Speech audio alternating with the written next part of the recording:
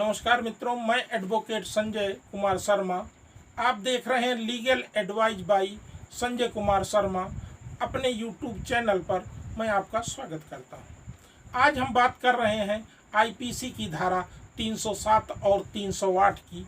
पहले हम आईपीसी की धारा 307 यह तब लगाई जाती है जब कोई जानबूझकर किसी की हत्या का प्रयास करता है और जिसकी हत्या का प्रयास किया गया है और वह जीवित बच जाता है। और अब बात करते हैं इसके बाद आईपीसी की धारा 308 की। यह ऐसी धारा है जिसमें गैर इरादतन हत्या का प्रयास होने पर लगाई जाती है। अब हम आपको सबसे पहले बात करेंगे धारा 307 की, जो इंडियन पीनल कोड की यह धारा जब कोई व्यक्ति किसी की हत्या कर देने का प्रयास करता है तो उक्त धारा को एक्यूज्ड के विरुद्ध लगाई जाती है और उस अभियुक्त पर सेशन न्यायालय में मुकदमा चलाया जाएगा। अगर आरोपी पर आरोप सिद्ध होता है तो उसे 10 वर्ष तक की सजा हो सकती है। अगर पीड़ित को गंभीर चोटें आई हैं तो एक्यूज को आजीवन कारावास तक की सजा सुनाई जा सकती है।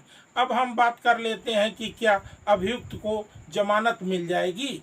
वैसे तो यह सब अभियोजन पक्ष के सबूतों पर निर्भर करता है, फिर भी यह धारा 307 गैर जमानती व संगीन अपराध की श्रेणी में हो सकता है आरोपी की जमानत ना भी हो पाए तो कई महीने लग जाते हैं। सत्र न्यायालय अगर आपके जमानत दावे को खारिज कर देती है तो आप जुरिडिक्शन के हाई कोर्ट में जमानत का दावा आपको करना होता है। अब हम बात करते हैं क्या दोनों पक्ष मिलकर उक्त केस में समझौता भी नहीं कर सकते। इसे माफी योग्य अपराध से बाहर रखा गया है। इससे बचने का सिर्फ एक ही तरीका है। गवाह यदि होस्टाइल हो जाएं, अर्थात गवाह मतलब साक्षी घटना हमने नहीं देखा या अभियुक्त को नहीं पहचाना आदि कहकर साक्ष्य के अभाव में एक्यूज्ड बरी भी हो सकते हैं। यदि आप सोचें कि हम दोनों पक्षों में समझौता हो गया है, अब केस हम वापस ले लें, तो भूल जाइए, ऐसा आप नहीं कर सकते। यह समझौतावादी केस नहीं है। अगर आपने केस फाइल कर दिया तो न्यायालय अपना प्रोसेस पूरा ही करेगी। चाहे तो पीड़ित व्यक्ति कह दे कि हमको चोट किसने पहुंचाई या इन्होंने अर्थात अभियुक्त ने जानबूझकर चोट नहीं पहुंचाई, तो हो सकता है अभियुक्त बरी हो जाए। इसकी कोई गारंटी नहीं है। यह सत्र न्यायालय के विवेक पर निर्भर करता है।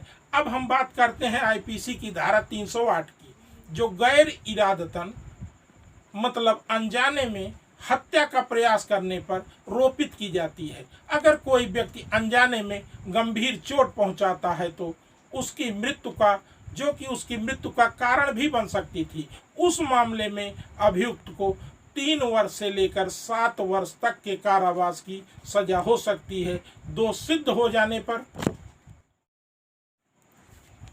अब हम बात करते हैं अभियुक्त की जमानत।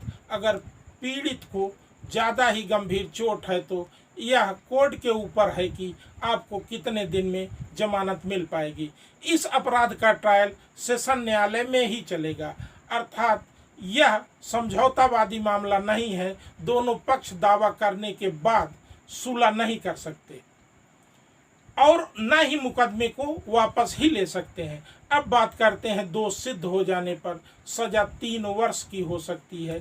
यदि पीड़ित को ज़्यादा ही गंभीर चोटें हैं तो इस सजा को 7 वर्ष तक बढ़ाया जा सकता है।